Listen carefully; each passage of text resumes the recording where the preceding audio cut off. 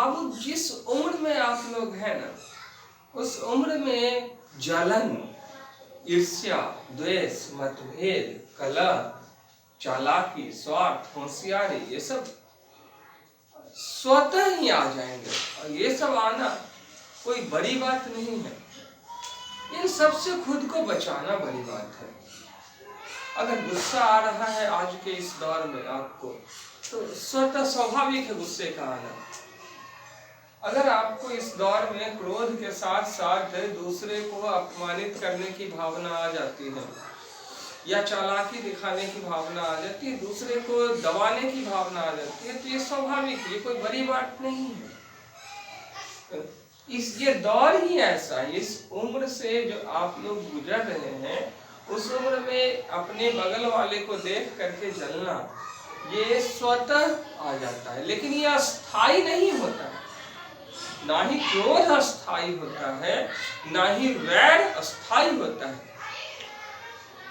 ना ही लोभ या लालच अस्थाई होता है, ना ही स्वार्थ अस्थाई होता है। पक्षपात जो हम लोग करते हैं, वो जब हम लोग दूसरे के साथ करते हैं तो भले ही अच्छा लगे, लेकिन कोई हम लोगों के साथ पक्षपात करता है, हम लोगों के साथ भेदभाव करता है, तो बुरा लगता है हम लोगों को। तो यह अस्थाई नहीं है। हाँ, इससे परे उठना, नियंत्रण कर पाना इस पे, ये बड़ी बात है, ये बहुत ही बड़ी बात है बाबू, और ये होना चाहिए। देखिए, माँ बाप की जो खूबसूरती है, जब वो शादी करके आते हैं ना, तो दोनों ही बहुत ही जवान होते हैं। पति हैंडसम होता है और वाइफ उसकी जो होती है वो ब्यूटीफुल होती है, दोनों ही सुंदर दिखते हैं। लेकिन धीरे धीरे करके बच्चे लोग बड़े होते जाते हैं, तो बच्चे लोगों के जरूरतों की पूर्ति करने के चक्कर में वो दिन ब दिन अपनी खूबसूरती को गंवाने लगते हैं। और आप लोगों को शायद एहसास भी नहीं होगा कि आप लोगों ने कब तिल तिल करके अपने माँ बाप को मारा है, सताया है, अपनी जरूरतों के कारण।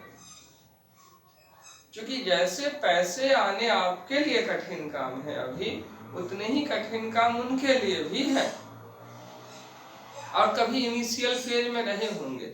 फिर भी आपकी ख्वाहिशों को पूरा करने के लिए वो माँ हो या पिता हो, कहीं ना कहीं आपसे बातें भी सुनते हैं और दूसरी जगह गिड़गिड़ाते भी हैं।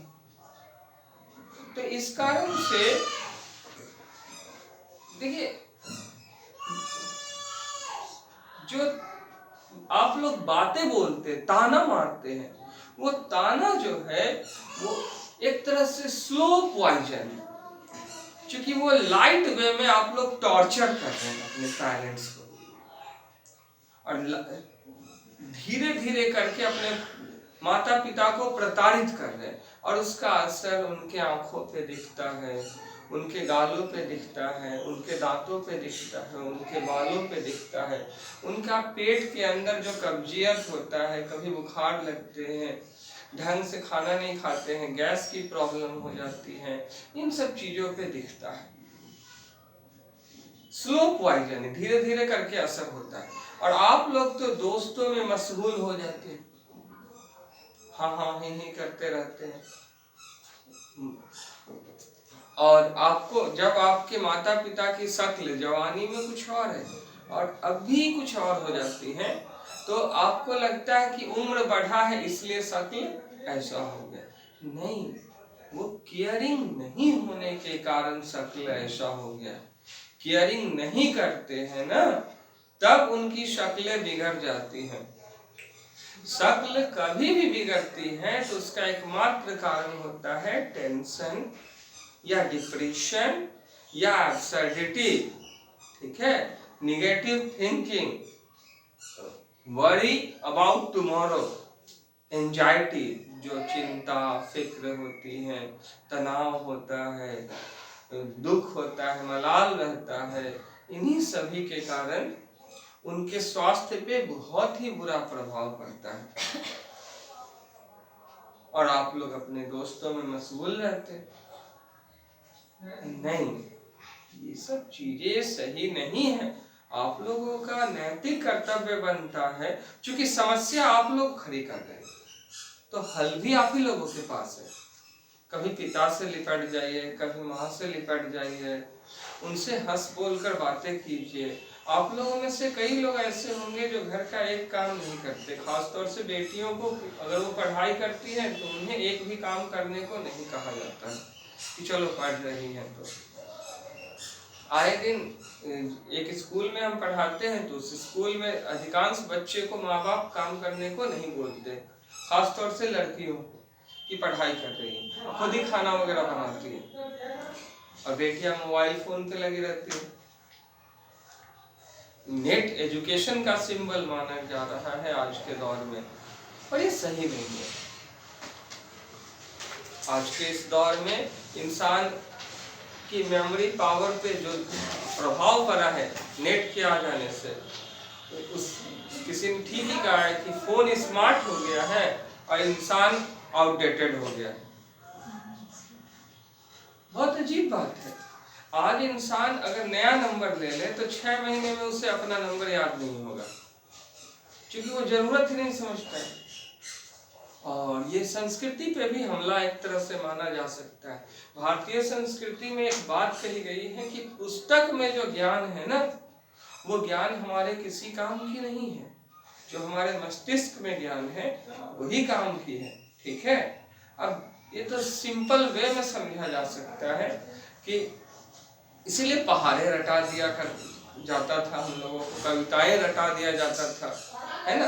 विवेक आसानी से उत्पन्न हो जाता था मस्तिष्क में, विवेक का प्रादुर्भाव स्वतः हो जाता था। आप इसको समझिए कि बैंक में बहुत सारे पैसे हैं, वो हमारे किस काम के हैं, ठीक है। और आपके आसपास में बहुत सारे अमीर लोग हैं, उनके पैसे हमारे किस काम के हैं। जो पैसे हमारे जेब में है, हमारी मेहनत से कमाई हुई है, उसी पर ना हमारा अधिकार है। तो इंटरनेट पे बहुत सारे ज्ञानवर्धक चीजें हैं, वो हमारे किस काम की है। उससे उसमें से कितने सारे आत्मसात कर लिए, वो हमें स्मार्ट बनाता है ना। अब थोड़ा सा और आगे चलते हैं। लक्ष्मी पुत्र जो है ना, वो हमेशा से ही सरस्वती पुत्र को दबाएगा। कभी भी देखिएगा तो लक्ष्मी पुत्र सरस्वती पुत्र को दबाएगा। और जो ज्यादा पदधारी है, ठीक है, लक्ष्मी पुत्र कहने का मतलब पैसे वाले लोग, ठीक है, और सरस्वती पुत्र आप लोग हो गए जो पढ़ाई के बदौलत है, या हम खुद है। हमारी मुलाकात कुछ दिन पहले एक शिक्षक से हुई। उस शिक्षक ने हमें इंटरमीडिएट पढ़ाने के लिए बुलाया। बहुत अच्छे ढंग से वहां पे क्लासेस चल रहे थे, सारे बच्चे संतुष्ट थे, और सारे बच्चों को एहसास हो गया था कि आपके सर से बेहतर शिक्षक मिलने संभव नहीं है। तो प्लस 2 के बच्चे को अच्छे ढंग से पढ़ा रहे थे, वो लोग भी बहुत खुश थे। बाबू, जिंदगी है, कभी देर होती है, कभी देर नहीं होती है, इस चीज को समझिए। कभी बाइक बिगड़ जाती है, और कभी पैसे आते हैं, कभी पैसे नहीं आते हैं। जहां आज 4 GB हमारे मोबाइल में है, ठीक है, अगर हम 1400 के डेटा रिचार्ज करवा रहे हैं 2 सिम के लिए, एयरटेल में 84 डेज के लिए, तो सपोज डैट अब यहाँ आज 1400 रुपये हम रिचार्ज में जा रहे हैं। कभी 1400 रुपये में से 24 रुपये या 14 रुपये भी नहीं रहते हैं इंसान के जेब में, ऐसे भी दौर होते हैं ना, क्योंकि हम लोग तो कमाने खाने वाले हैं। मंथ लगती है तो फिर मंथली फी आते हैं, नहीं तो नहीं आते हैं। अब ऐसे दौर में अगला हावी हो गया कि आपने मैसेज क्यों नहीं किया, अगर नहीं आना था तो फोन कर देते। इतना ही नहीं, वो उन्होंने 2 बार हमको कहा, बेवकूफ है कि आप तो कुछ नहीं पढ़ाए हैं, 2 महीने में कुछ नहीं पढ़ाए हैं, बच्चा लोग क्या बोलेगा। तो कि बच्चा लोग सारे सिर झुकाए हुए थे लाज शर्म के मारे और डरे हुए थे कि किसके खिलाफ कितना बड़ा बात बोला जा रहा है। लेकिन वहां का डायरेक्टर इस तरह से बात किया, तो वो क्या साबित करना चाह रहे थे? हम सबसे बड़े जाहिल हैं, गवार हैं। वो तो यही साबित करना चाह रहे थे कि हाँ, वो बेवकूफ इंसान है, उसको पता नहीं है ज्ञान की कीमत। एक अच्छा टीचर अगर एक दिन आपका क्लास ले लेगा ना, उससे आपकी जिंदगी बदल सकती है ईमानदारी से। अगर वो 10 मिनट पढ़ा देगा ना, तो आपकी पूरी लाइफ बदल जाएगी। आप उपासना किस तरह से करते हैं, इस पे निर्भर करता है ना। बाबू, एक सियार आ जाए और 100 चूहे आ जाए तो 100 चूहे सामना नहीं कर सकते एक सियार का, लेकिन 10 सियार मिलकर भी एक शेर का मुकाबला नहीं कर सकते। एक दिन वो कौन व्यक्ति था जिसने क्लास लिया, इस पे डिपेंड करता है ना। बोल रहे हैं कि आप कैरियर बर्बाद करते हैं, सोचो कितनी गलत बात है। वो उनका कोचिंग है तो कुछ का कुछ अल का बल बके जा रहे हैं। हम कोई स्टाफ है या बंधुआ मजदूर है जो हम ऐसी बात सुने? मजाक, ये वहम है कि वो लोग पैसे वाले हैं, ठीक है, या अमीर हैं। पैसे वाले हो सकते हैं, अमीर नहीं हो सकते। गरीब है, दरिद्र है। किससे दरिद्र है? सुविचारों से। इसीलिए तो अपने बाल बच्चों को पढ़ने के लिए भेजते हैं और आपके सर जैसे शिक्षकों से पढ़वाते हैं। अगर इतना ही दम है तो खुद क्यों नहीं पढ़ा लेते अपने बच्चों को? नहीं पढ़ा सकते। या ईंट पत्थर के मकान बनाने वाले जो बड़े बड़े डायरेक्टर लोग हैं, वो खुद क्यों नहीं अपना स्कूल चला लेते? नहीं चला पाएंगे वो। आप लोग बेहद अमीर हैं। आप लोगों को जो लोग सिखाते हैं अच्छी बातें, क्या वो खुद उतने पालन कर पाएंगे? झूठ नहीं बोलना चाहिए, चरित्रवान बनो, ईमानदार बनो, सादा जीवन, उच्च विचार होना चाहिए, क्या वो लोग खुद उतने काम कर पाएंगे? वो लोग तो बोलेंगे अगर आप सिगरेट नहीं पिए ना तो आपका लाइफ बर्बाद है, पैसे वाले का पहला लाइन। दूसरा लाइन पैसे वाले का होगा, अगर आप दारू नहीं पिए ना तो जिंदगी में आप कुछ नहीं किए। ये उनका लाइन है। सोचने की जरूरत है जरा सा। जितने गलत काम है अगर वो नहीं किए, आए दिन हमको सुनने को मिलते हैं कि अगर आप गुटखा नहीं खाए ना तो आप जिंदगी में कुछ नहीं किए। अरे ठीक है, हम कुछ नहीं किए।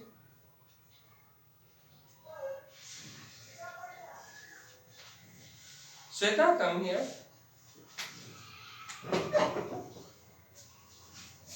बाबू, सर का पाँव छुइए। ठीक है, चले जाइए।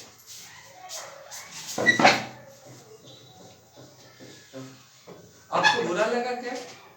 बोलिए मुंह से। नहीं। जिंदगी में ये किए हैं और ये आप नहीं कर सकते। आप नौकर रख सकते, अपनापन नहीं ला सकते। कितने खोखले और गरीब लोग हैं। और क्या जो काम हमको समझा रहे हैं अपने बाल बच्चों को सिखाएंगे सिगरेट पीने के लिए, शराब पीने के लिए? हमको समझा रहे हैं कि कुछ नहीं किए। एक महाशय की बात लेते हैं। परिवार के ही सदस्य हैं, बहुत पैसे वाले हैं। उनके परिवार की शादी थी तो उनके पास जाने की बारी आई तो कार्ड देते समय बोले, अरे ये आनंद जरूर आइए, आना आप लोग जरूर आइएगा, पूरे परिवार के साथ आइएगा। जब वहां पे गए वो सीधे मुंह बात ही नहीं की। किस लिए?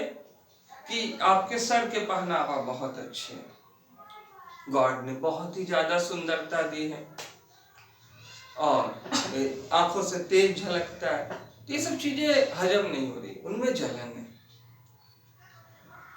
अब कूट कूट करके जलन है। अरे कोई भी आपके शादी में जाएगा तो ढंग से बैठाना चाहिए, बातचीत करना चाहिए। रात के 10 बजे 11 बजे 12 बजे, कोई 11 बजे पहुंच रहा है, 12 बजे 1:30 बजे वो लौट रहा है शादी से, कुछ भी हो सकता है, 10 किलोमीटर चल करके हो गया है बाइक से अपने परिवार के साथ। आपको इतना भी मैनर नहीं है कि थोड़ा सा अपनापन दिखाए?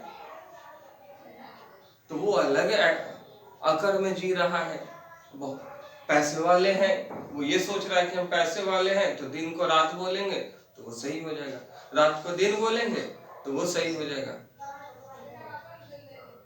तो इसमें थोड़ी सी गलती हो गई। अच्छे इंसान में एक ही खराबी होती है बाबू, कि वो जैसा खुद होता है ना वैसा सामने वाले को समझ लेता है। ठीक है, अच्छे इंसान में सिर्फ यही खराबी होती है और कोई खराबी नहीं होती। लेकिन वैसा चीज होता नहीं है अगले के पास। अब अगला क्या समझ रहा है कि इसको बेवकूफ बना देंगे, इसका ज्ञान ले लेंगे और अपना कचरा इसको थमा देंगे। बहुत होगा तो थोड़ा मोड़ा गाय मारकर जूते का दाम कर देंगे। तो वो लोग वास्तव में गरीब हैं और जाहिल हैं और स्वार्थी हैं।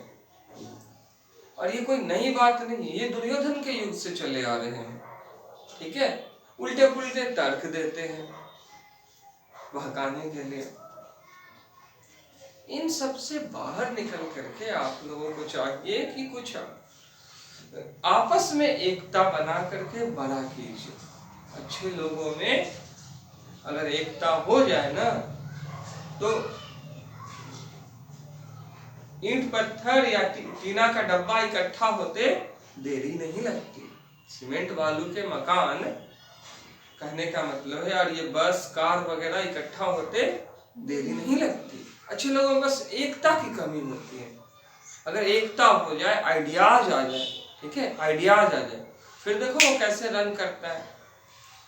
क्योंकि उनका मार्गदर्शक, लीडर कोई एक ही होता है। राम कोई एक ही होता है।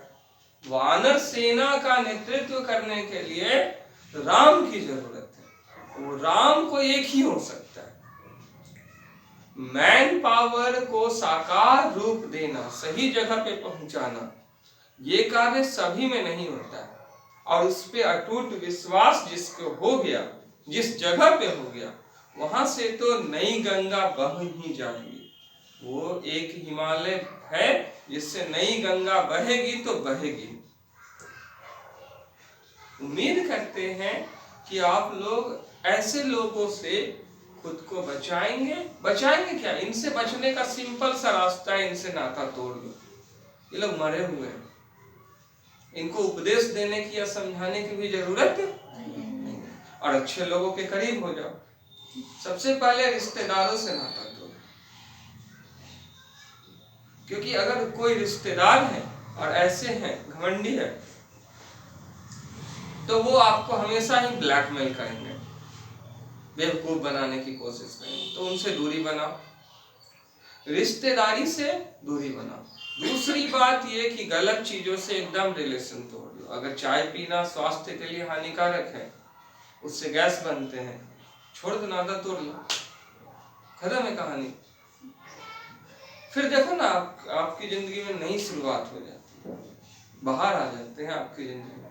हाँ, खेलो कूदो, जैसे बैलून का फाइट हो रहा था ना, एंजॉय किया पीयूष, अंकित, आप जी, तुमको बहुत बढ़िया। उम्मीद करते हैं ये स्पीच आप लोगों को पसंद आई होगी। Thank you. क्या छूट रहा है? Thank you sir.